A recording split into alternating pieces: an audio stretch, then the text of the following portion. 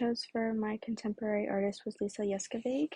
She was born in 1962, and since she started art, she has been challenging the art industry first-handedly with her unconventional view of the contemporary genre.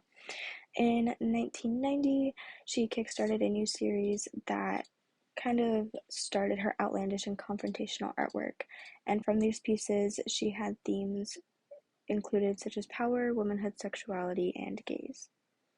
In her work, she tends to recreate a lot of her paintings and alter them slightly to each have different effects and to adhere to those themes that I mentioned previously.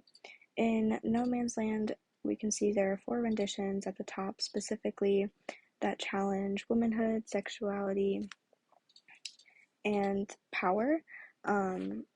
Each rendition target something different. I feel like No Man's Land 1, 2, and 3 target sexuality more than womanhood and power, whereas No Man's Land focuses more on those two. Barreau's studio in the bottom left corner focuses on gaze specifically and sexuality and womanhood, mostly because of just the way that she created these pieces to have the voluptuous figures.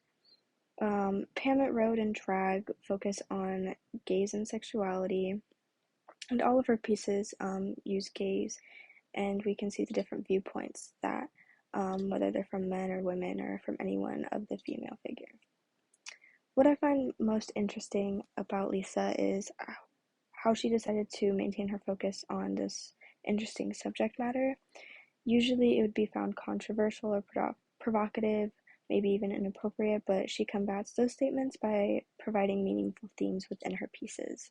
Not only that, but she also creates these imaginative, dreamlike, and apocalyptic backgrounds that accompany these sexualized images. In No Man's Land to the right, you can see the green background, which creates a dystopian atmosphere.